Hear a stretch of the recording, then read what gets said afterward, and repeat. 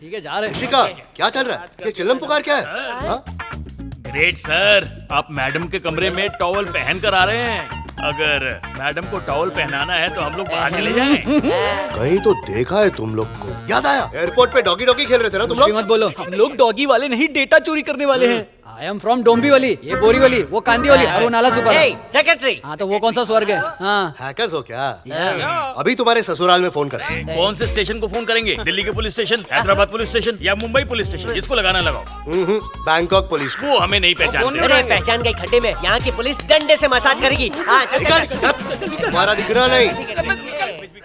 देखो ऋषिका, अरे क्या हुआ?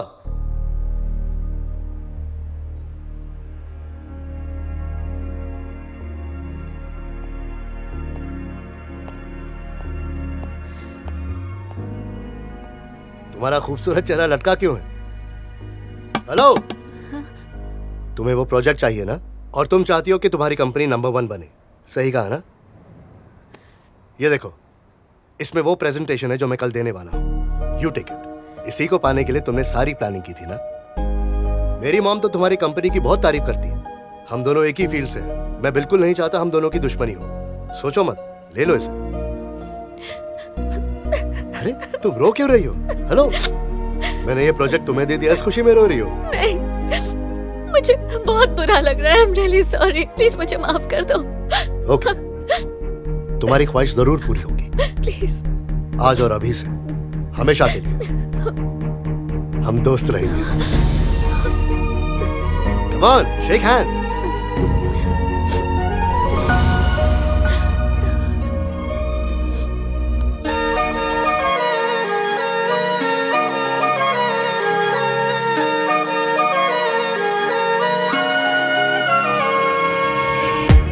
मेरे जैसी खूबसूरत लड़की ना गिरा हुआ नहीं हूं। अभी ना। ना उसने बताया ना मैंने पूछा।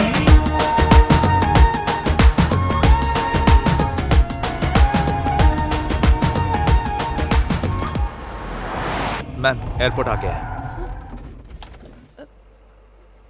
थैंक्स।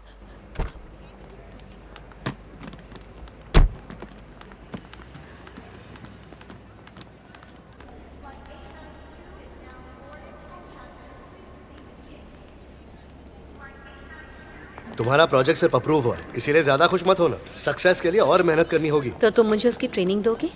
क्यों नहीं? बंदा हाजिर हो जाएगा। Oh thank you.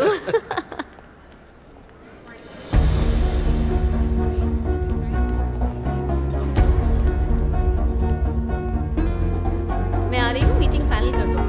हाँ अरे रखो फोन यार। हाँ। हमेशा क्या बिजनेस बिजनेस बिजनेस? हाँ? थोड़ा लाइफ को एंजॉय करना सीखो। वाह,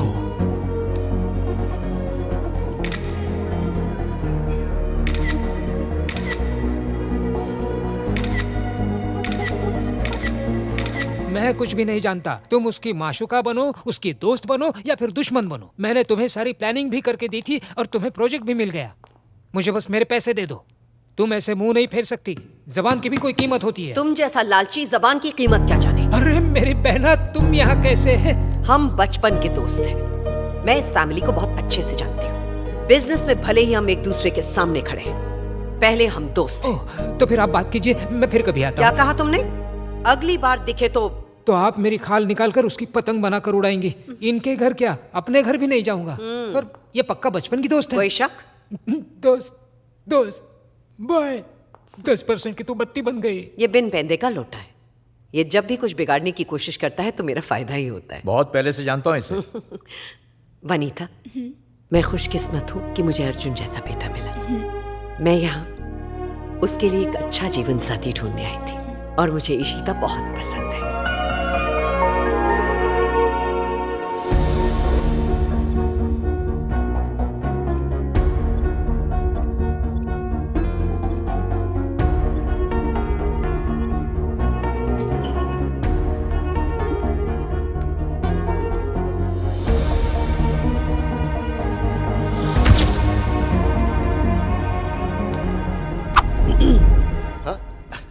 माँ बैठो ना। ये कौन है? आते वक्त एयरपोर्ट पर इसे देखा था माँ। ऐसा लगा इसे पहले भी कहीं ना कहीं मिल चुका हूँ। देखकर अपनेपन का एहसास हुआ। तुम इसके बारे में और क्या जानते हो? कुछ भी नहीं जानता माँ। कभी कभी कुछ लोगों को देखकर ऐसा लगता है जैसे हम उन्हें जानते हैं, पर ऐसा होता नहीं। अच्छा, तुम्हारे लिए गुड न्यूज है, अगले हफ्ते इशिता से तुम्हारी सगाई है। इशिका सिर्फ मेरी दोस्त है माँ। मैं वो सब नहीं जानती। देखो, मैंने बिजनेस तुम्हारे नाम ट्रांसफर किया ताकि मैं आराम कर सकूं। इसका मतलब ये नहीं कि मेरी जिम्मेदारी नहीं है। एक जिम्मेदारी बाकी है, तुम्हारी शादी की।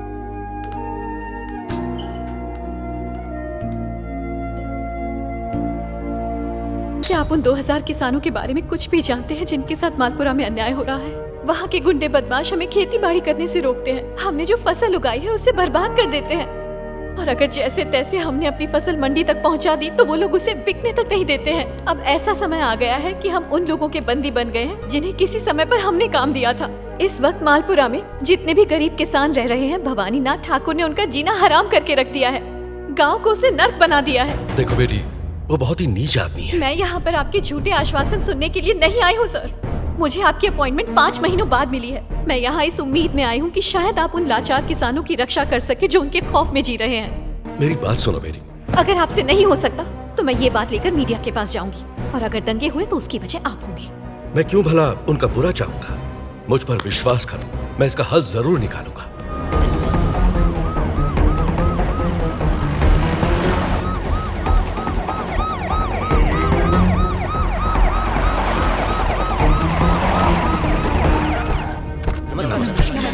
नमस्कार।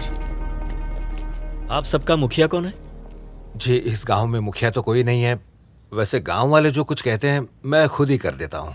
आपका नाम? जी, शिव कुमार। उत्तर प्रदेश से आए हुए लोगों को यहाँ के मंत्री भवानी नाथ ठाकुर परेशान कर रहे हैं और उन पर जुल्म कर रहे हैं। ऐसी कंप्लेंट यहाँ की किसी एक लड़की ने की है। दोनों राज्यों के मुख्यमंत्री और सुप्रीम कोर्ट के आदेशानुसार हम यहाँ इंक्वायरी के लिए आए हैं। हमें अपनी रिपोर्ट देनी है। डरने की जरूरत नहीं है। यहाँ जो भी हो रहा है सच सच बताइए, सरकार आप सबकी रक्षा करेगी।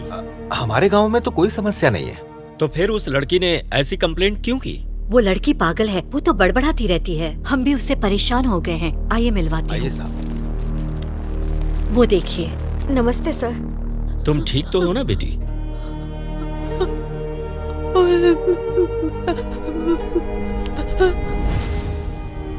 तुम उस तरफ इशारा क्यों कर रही हो? मेरे भाई से ये बहुत प्यार करती थी। जब से उसकी मौत हुई है तब से ये पागल हो गई है। हमने इसका हर जगह इलाज करवाया लेकिन कोई फायदा नहीं हुआ। तुम जो कह रहे हो वो सच है? बिल्कुल सर। तुम्हारे पास मेडिकल रिपोर्ट्स हैं? घर पर रखी है सर। जाओ ले आओ। हाँ, मैं भी आई हूँ। भवानी नाथ ठाकुर, भवानी नाथ ठाकुर, भवानी नाथ ठाकुर, भवानी नाथ ठाकुर, भवानी नाथ ठाकुर, भवानी नाथ ठाकुर, भवानी नाथ ठाकुर। क्या सरकारी नौकर, इंक्वायरी ठीक से चल रही है ना? मेरी मदद चाहिए तो आऊं क्या? उसकी कोई जरूरत नहीं है। आप अपना काम कीजिए, हम अपना काम कर रहे हैं। ठीक है माई बाप, आपका हुक्म सर आंखों पे। दिल और आंख खोल के इंक्वायरी करो। इस मामले में हमें गांव के लोगों से बात करके उनके बयान की लिखित सहमति लेनी है। इस पूरी कार्रवाई की वीडियो रिकॉर्डिंग करो। सर। लक्ष्मण जी, जाओ जाकर कुर्सी ले आओ। ठीक है। कोई तकलीफ? तुम्हारा नाम क्या है? तुम्हारा नाम क्या है? संध्या कुमारी। कोई परेशानी तो नहीं है तुम्हें? नहीं साहब। आपका नाम? मेरा नाम रमेश है। कोई तकलीफ? नहीं साहब। ठीक है। तुम्हारा नाम क्या है? लक्ष्मी। अब ठीक है? हाँ। कोई परेशानी? अब नहीं। चलिए आगे। तुम्हारा नाम? रमेश राव साहब। कोई तकलीफ तो नहीं है ना? नहीं साहब। चलो यहाँ साइन कर दो। यहाँ ये लो। माता जी, आप अंगूठा लगा दीजिए।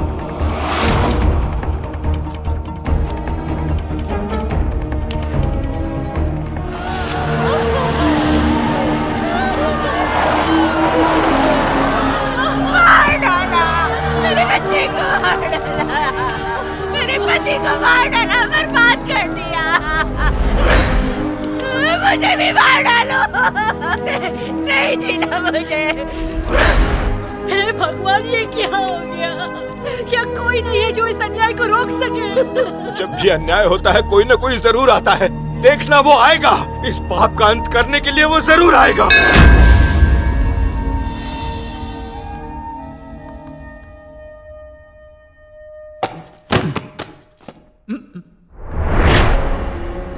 मैं चेन्नई प्रोजेक्ट की फाइल ढूंढ रहा था। अरे ये मालपुरा प्रोजेक्ट की फाइल कहाँ से आ गई? क्या है उस फाइल में? दिखाओ इधर।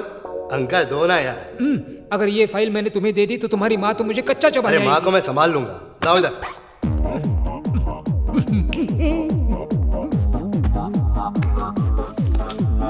ये वही फाइल है जिसने तेरी जान बचाई थी। अब इसी फाइल की वजह से तेरी जान जाएगी, देख लेना।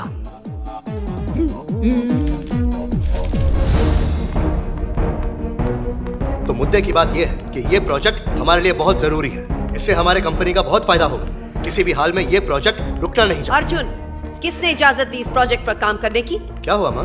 बहुत अच्छा प्रोजेक्ट है। इससे हमारी कंपनी को बहुत फायदा होगा और गरीबों को रोजी रोटी भी मिलेगी। वो जरूरी नहीं है, मेरे लिए तुम जरूरी हो। Stop this project immediately. इस कंपनी का चेयरमैन होने के जो नाते चाहे कर सकते हो, एक्सेप्ट दिस प्रोजेक्ट। लेकिन क्यों? मैंने जो कह दिया सो कह दिया, अब कुछ नहीं सुनूंगी मैं।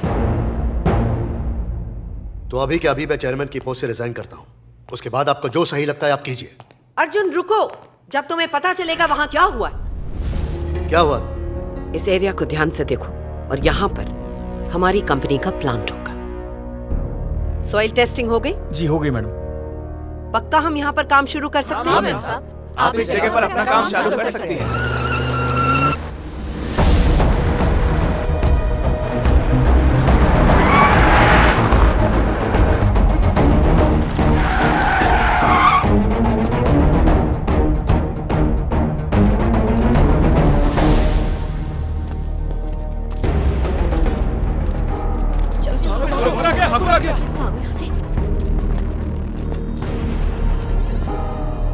अगर तुझे यहाँ सोलर पावर प्रोजेक्ट लगाना है तो इस प्रोजेक्ट का 30% हिस्सा हमारे मंत्री ठाकुर साहब को देना होगा। क्यों दूं? चुप!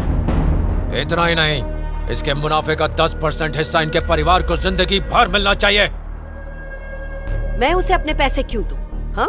प्रोजेक्ट के लिए ये सही जगह है। सॉइल टेस्टिंग करके यहाँ की सरकार से हमने काम शुरू करने की परमिशन भी ले ली है। यहाँ जो पावर जनरेट होगी वो हम सरकार को भी देंगे। उनसे जाके हिस्सा मांग। चलो फुटो यहाँ से। चुप! मैं चमचा हूँ, इसे कैसे पता चला? तेरा ये कानून कायदा मुझे मत सिखा। जो मैं कह रहा हूँ तू वो समझ ले, वरना तू मुझे धमकी दे रहा है? धर्मेंद्र, पुलिस को फोन करो। ठीक है।